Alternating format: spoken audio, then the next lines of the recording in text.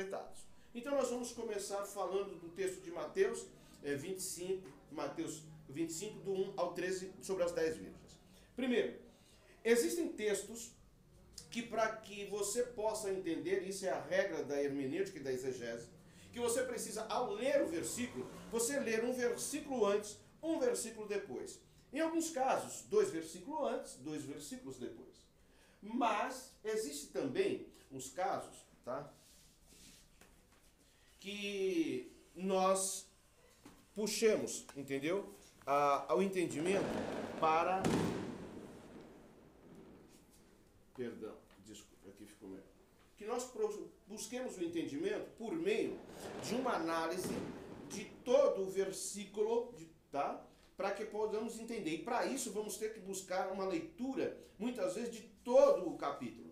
Eu vou te dar um exemplo. Por exemplo, para nós entendermos João 3,16, que é a carta magna da Bíblia, nós precisamos ler todo o capítulo 3. Entender qual é o contexto proposto da salvação, para entender por que Deus estabelece o seu amor. E se esse amor é para um homem, ou se esse amor é para um escolhido, ou se esse amor é universal.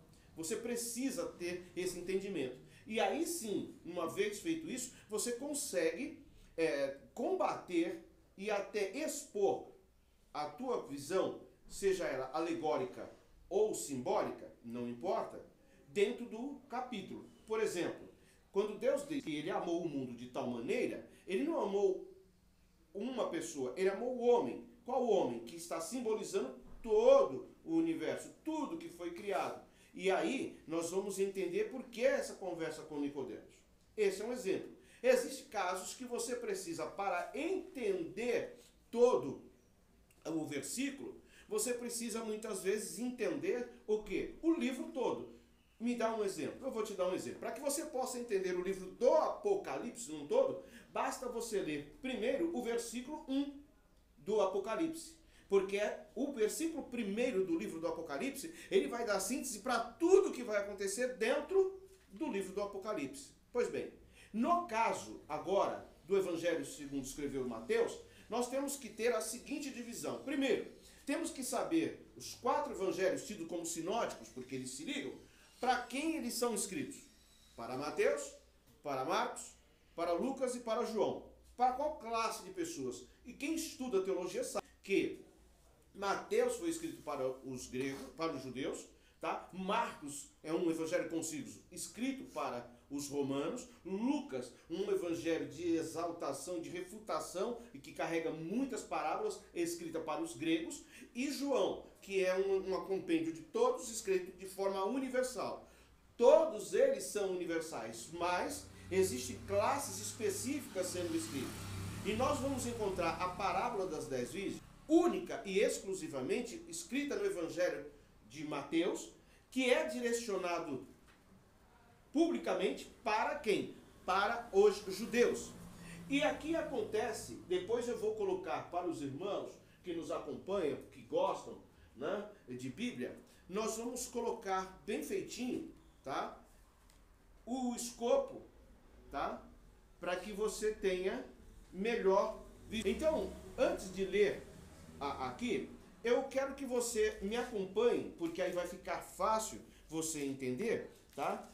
Principalmente você que está aí na internet. E eu quero já te pedir, se você está gostando, compartilhe, porque graças a Deus encontramos um homem de Deus que tem no seu canal mais de 8.000 inscritos e ele está divulgando e nós estamos alcançando uma condição bem agradável. Louvado seja o nome do Senhor. Meu irmão, você que está me assistindo, eu tenho certeza, eu não tenho como te pagar por isso. Quem está ganhando não é o pastor Temi, não é o Temi, é o reino do Senhor, o reino de Deus. Pois bem, então vamos lá. A partir do capítulo de número 23 do Evangelho de São Mateus, nós vamos encontrar a partir do versículo, tá, o primeiro ato que é voltado para quem? Para os judeus. Vale esclarecer que do capítulo 23, versículo 13, até Mateus 28, que é o último, nós encontramos toda essa escrita dedicada, empossada aos judeus, ok? E ele começa dizendo assim no versículo 13, nós vamos encontrar: mas ai de vós, escribas e fariseus hipócritas, pois que fechais os homens e o reino dos céus, e nem vós entrais, nem deixais entrar os que estão entrando. Quando Jesus diz isso, ele está afrontando quem? Escribas e fariseus. Ele está contrapondo isso.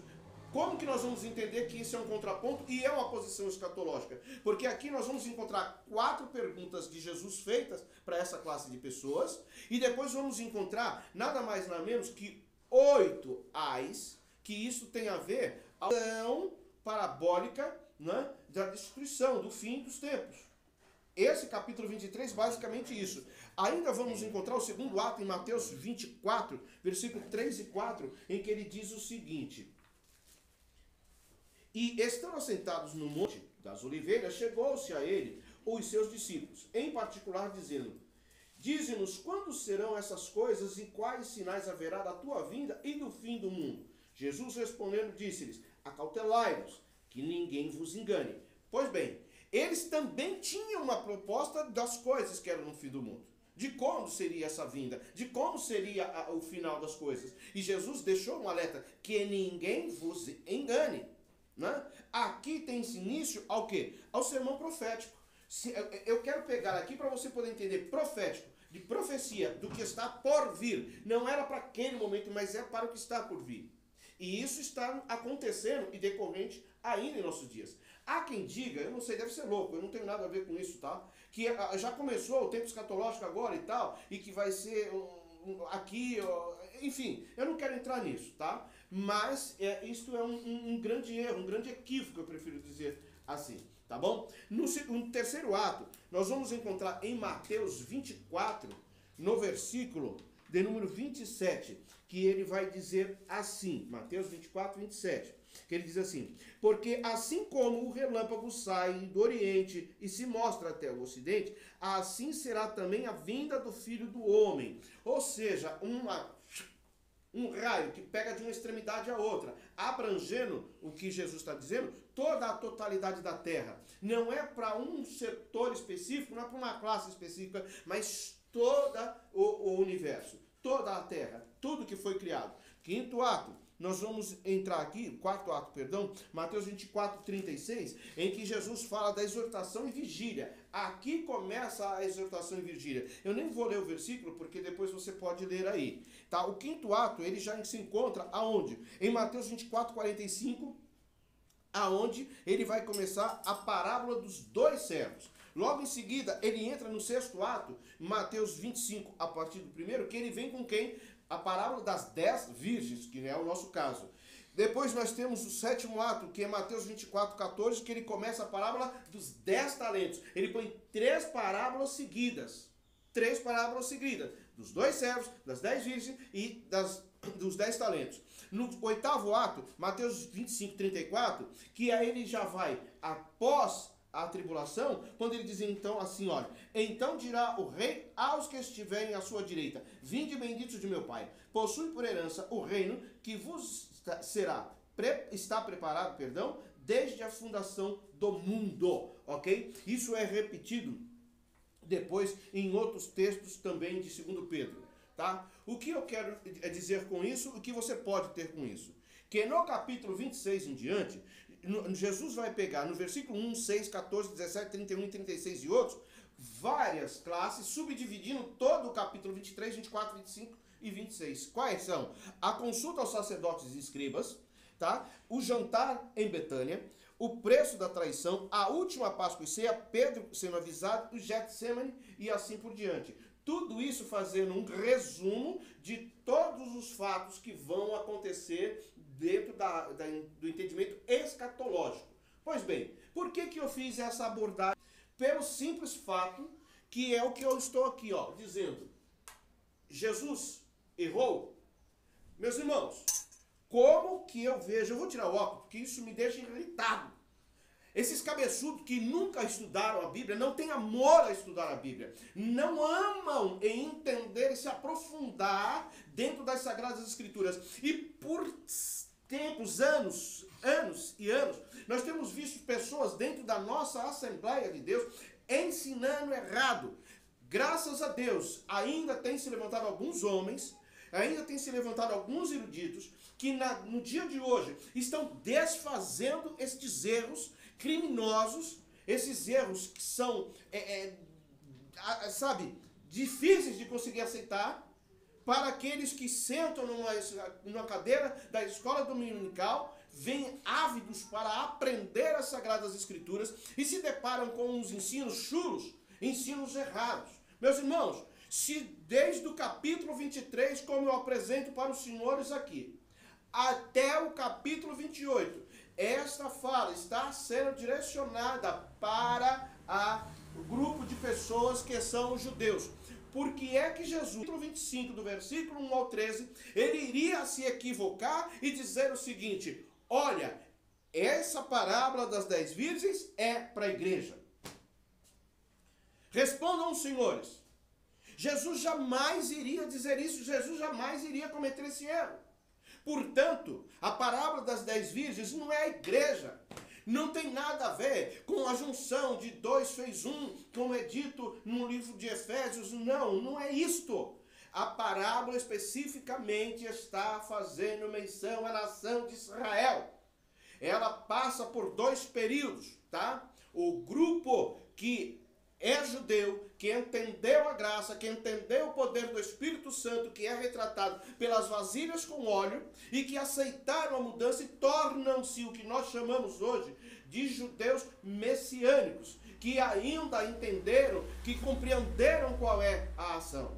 Agora, tem um detalhe mais importante. Quem são as outras 5 virgens? Quem são as outras que chegaram? A lição comete um erro aqui terrível, porque você pode ver o comentarista, ele coloca o seguinte: 2 classes de virgens. A parábola, no tópico de número 2, ele diz assim, a parábola fala que havia 2 classes de virgens, ou seja, prudentes e loucas. No versículo 2, eu até coloco uma observação, depende quem são essas classes que você define aqui. Mas tudo bem, vamos lá. No tópico primeiro, no subtópico 2, 2 classes de virgem, aí ele começa a destrinchar quem são as classes. Ele começa a dizer, a parábola fala que havia 2 classes de virgens, ou seja, prudentes e loucas. Como já foi dito, as 5 virgens prudentes simbolizam os crentes fiéis, sinceros, constantes e santos. Meu Deus! Isso não é a igreja. Depois, na página seguinte, na lição de mestre, ele toca dizendo aqui, você pode ver aqui, ó, que eu sublinhei em amarelo, ele coloca aqui, as 5 loucas representam os crentes mornos e nominais. Não, isso é para a nação de Israel. Mas pastor, por que isso não é para a igreja? Por que eu não posso alegorizar isso com a igreja? Porque a igreja, Jesus não é polígamo. Jesus não tem virgens. Jesus não tem várias igrejas, várias noivas. Jesus tem a noiva do Cordeiro. Eu terminei aqui na igreja de ensinar durante 3 semanas o sétuplo do Cordeiro. Ou seja, os 7 passagens nominais do Antigo e do Novo Testamento em que faz alusão ao Cordeiro. E é justamente isso que as pessoas pecam, por não entrelaçar textos. Isso, não cometa este erro de você levar isso como sendo a igreja. Porque isso, primeiro, que é um crime, é um erro exegético. Depois, é uma alegoria falha. E aqueles que estão lá na outra ponta começam a caçoar, começam a rir de alguma classe de assembleanos que não conseguem entender isso e propagam de forma errada.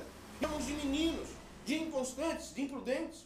Hoje, louvado seja Deus, o Senhor tem levantado alguns homens, Kleber Maia, Titilo, próprio Vailate, Elias Soares, e modéstia à parte, eu sou pequenininho de todos, mas estou nesse meio aí também, e outros, que têm levantado e esclarecido textos, que têm debatido, que têm defendido a bandeira arminiana, para mostrar que nós não somos meninos.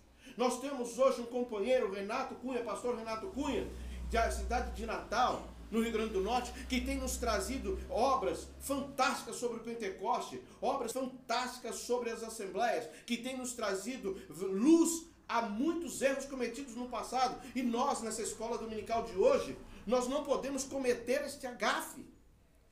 Olha, eu vou um pouco mais longe em cima disso, né?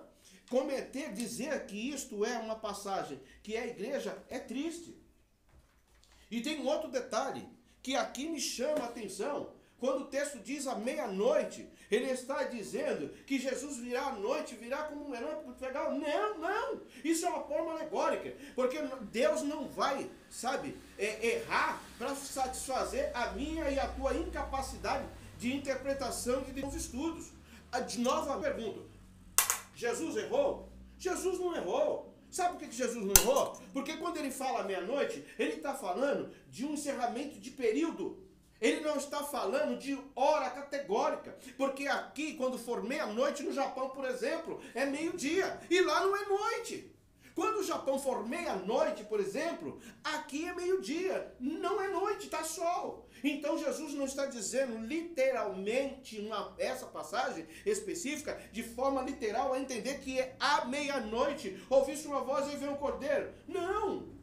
Nós temos que entender isso aqui como sendo um encerramento de período. O momento em que a igreja é arrebatada. O momento em que a igreja é sacada da terra. E aí fica difícil para aqueles que dizem que a igreja é aqui, entendeu? Então é difícil, sabe? Nós pedimos a Deus, né? Quando começamos a falar disso, e como nossa igreja tem a porta aberta, nós encontramos infelizmente alguns filhos do cão aí, né? Que passam trazendo tribulação, mas espero que você não tenha se incomodado. Pois bem, então meus irmãos, eu quero pedir a você compreensão sobre a análise do texto e algumas coisas que eu particularmente discordo no que está na lição de hoje, tá? Por exemplo, no tópico de número 4, deixa-me ver se é 4, no tópico de número 1, no subtópico 4, chegando o noivo, aqui nessa parte, você pode ver aqui, eu estou analisando aqui, tá? Você que está de longe aqui pode ver, ele nos traz o seguinte comentário, tá? O noivo, Jesus, chegará à meia-noite, ou seja, no momento em que a terra estará completamente imersa pelas trevas. Onde está isso na Bíblia? Aqui.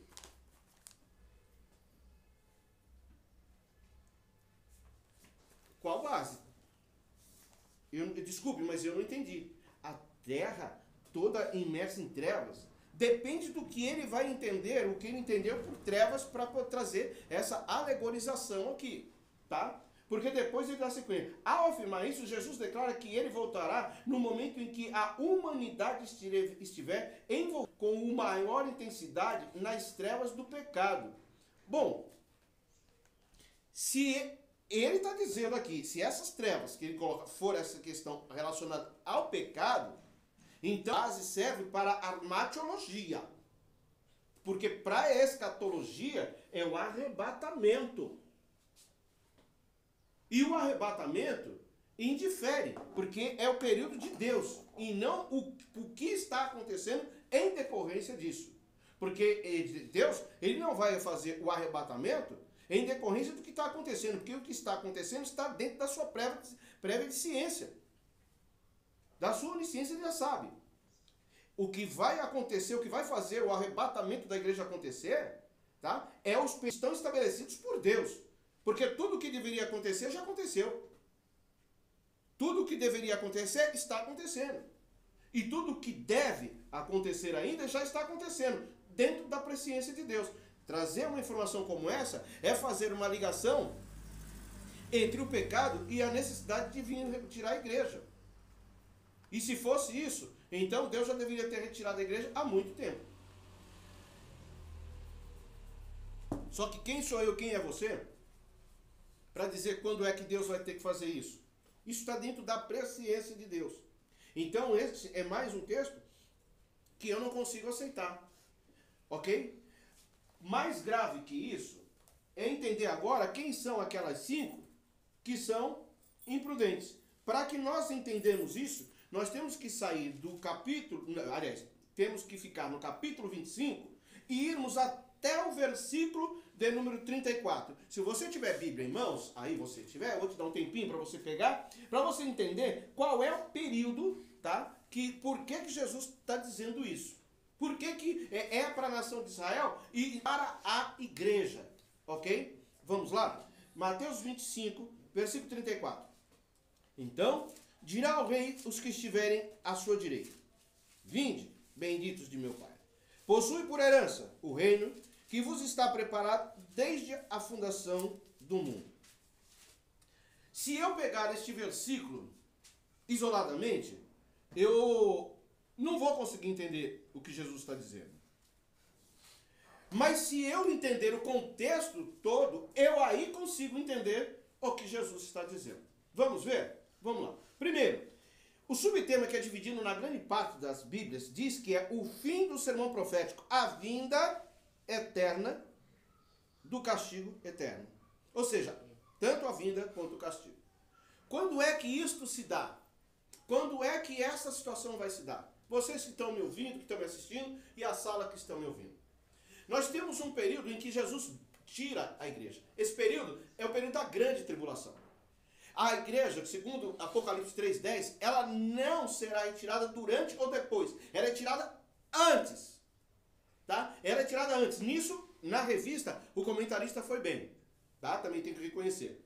Tá? E há quem diga que no texto grego, não se definir, como eu vi já um cabeça de bagre falando outro dia aí. Os maiores linguistas, exegetas, sabem que o texto grego não tinha acentuação e nem pontuação, que é escrito baseado nos textos hebraicos, que também não tinha acentuação e nem pontuação. Então, esta pontuação e essa acentuação vem depois que entram os sinais maçoretos e depois que é feito uma tradução para o texto.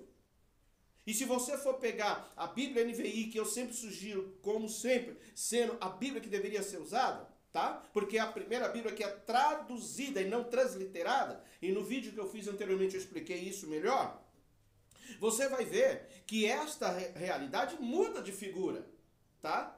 A igreja, ela sai antes. Bom, se a igreja sai antes, para quem é esta fala? Porque quando eu vou às vezes pregar, vou dar aula, eu falo, quem gosta de ouvir Jesus? Quem quer ouvir essa fala de Jesus? Todo mundo levanta a mão, eu quero. Tá bem. Só que eu não quero ouvir isso da boca de Jesus. Por que é, pastor, que o senhor não quer ouvir isso da boca de Jesus? Pelo simples fato que isso não é para mim. Quando Jesus fala isso, é para o pessoal que passou a grande tribulação, é para aqueles que reconheceram, né? E este período aqui é para aqueles que ele fala, olha, vinde benditos de meu Pai, possui a terra por herança que vos está preparada desde a fundação do mundo. Esse texto, ele está abarcando quem? O período dos judeus que reconheceram Jesus agora como Messias, e para as pessoas que fazem parte da Igreja Universal, que reconheceram, que viram que aqueles familiares que subiram, que eram fiéis, que estavam com Jesus, já estão, e eles querem entrar. É depois, ou seja, é quando acontece a grande tribulação, é que ele vai dizer isso. A pergunta que fica é, você quer subir na primeira ou na segunda chamada? Porque há quem não consiga acreditar nas duas vindas de Jesus. A primeira em forma invisível para os infiéis, visível somente para os cristãos. Todo olho verá, será arrebatado, subiremos com ele e ficaremos nos ares com ele, como diz 1 Tessalonicenses. E a segunda é quando ele virá, nesse momento, buscar o período da grande tribulação. Vai existir salvação na grande tribulação? Vai existir sim. Entende isso? E para não aceitar isso, diz que vai ser aqui, o negócio vai ser aqui. E o que eu vou fazer com esse versículo aqui? Não dá. Então, esse versículo, ele vai explicar por que é que ele veio, depois da grande tribulação, buscar essas pessoas. Aí ele vai explicar no versículo seguinte, de 35. Porque tive fome e me deste de comer. Tive sede e me deste de beber. Era estrangeiro e hospedaste-me. Estava nu e vestiste-me. Adoeci e vestiste-me. Estive na prisão e foste me ver. Então os justos lhe dirão dizendo: Senhor, quando te vimos com fome e te demos de comer, ou com sede e te demos de beber? E quando te vimos estrangeiro e te hospedamos, ou nu e te vestimos? E quando te vimos enfermo na prisão e fomos ver-te? Respondendo o rei, lhes dirá: em verdade vos digo que quando o fizestes a um desses meus pequeninos irmãos, a mim o fizestes. Ou seja, quem são os irmãos? Judeus e gentios aceitaram Jesus como Senhor e Salvador de suas vidas durante o período da grande tribulação. É isso que é difícil muitas vezes você colocar na cabeça de algumas pessoas. Então, o esclarecimento sobre quem são as 10 virgens está colocado, está apresentado, está colocado. Há quem divirja de mim, não tem problema, faço questão que você coloque o teu estudo, você mande para mim, porque até agora, desde que há 6 anos eu escrevi isso, está publicado, está registrado, e tive companheiros que usou, inclusive, a minha apostila para alguns trabalhos, né? Inclusive no Mackenzie, você sabe que você está me ouvindo, né? É bom que você saiba, e dá nome, né? Fale assim, ó, esse trabalho eu peguei aqui, é o oriundo do pastor Teme. Tá? Fale. Não tem problema você usar aquilo que você tem, mas divulgue, fale, dê o meu nome. Porque eu debruço horas e horas e horas para estudar, para que eu não possa viver daquilo que os outros falam, mas daquilo que eu recebo de Deus, do seu Santo Espírito. Amém? Eu quero agradecer a você, eu quero agradecer a todos que têm nos acompanhado. Esse vídeo é um vídeo curto, mas nós vamos fazer um vídeo de aula. Depois eu vou colocar direitinho as referências bíblicas e vou publicar. Eu espero que você tenha gostado. Dê um like aí, entra no nosso canal, divulgue com a tua rede. Eu estou pedindo aqui, ó, tem vários amigos meus aqui que estão entrando. Jefferson Batista, o Pastor Carlos, pastor, me ajude aí, Mauro Lapim. Mauro, você está me devendo, você sabe. Elisângela, Elisa, deixa eu ver quem mais. Douglas Lima, aí, você ouviu o que eu te mandei, companheiro? Um beijo no santo. Você está me devendo a pizza. O Kleber Clementino está entrando, José Roberto, Eduardo Galdino, meu amigo. Show aquele encontro de casais, hein? Que Deus te abençoe. O Charles está ouvindo aqui. Lindomar, meu amigo, Deus te abençoe. Precisa me levar na sede do Belém aí. Pastor Sandro Amora está nos assistindo também. Josias Francisco. Meu Deus, quantas pessoas que estão entrando aqui. Olha, eu estou aqui fascinado, não dá para falar a todos. Eu respondo a todos, vocês sabem, você que está no meu canal sabe disso. Tá? Eu respondo sempre a todos, dou resposta, não, eu faço questão de ouvir, mas eu não consigo responder agora porque nós estamos em aula, estamos traçando com o pessoal aqui da igreja e é sempre bom que a gente possa ser comedido, tá bom? Fique com Deus, fique com a graça do nosso Senhor e Salvador Jesus Cristo e qualquer coisa que você tiver de dúvida da lição ainda, manda pra gente, vai ser muito bom e aquilo que Deus, né, por misericórdia me conceder, eu vou compartilhando com os irmãos, tá? Que a graça do nosso Senhor e Salvador Jesus Cristo, o amor de Deus e a comunhão com o Espírito de Deus seja com nós todos e todos juntos, digamos amém. Ósculo Santo. Deus abençoe.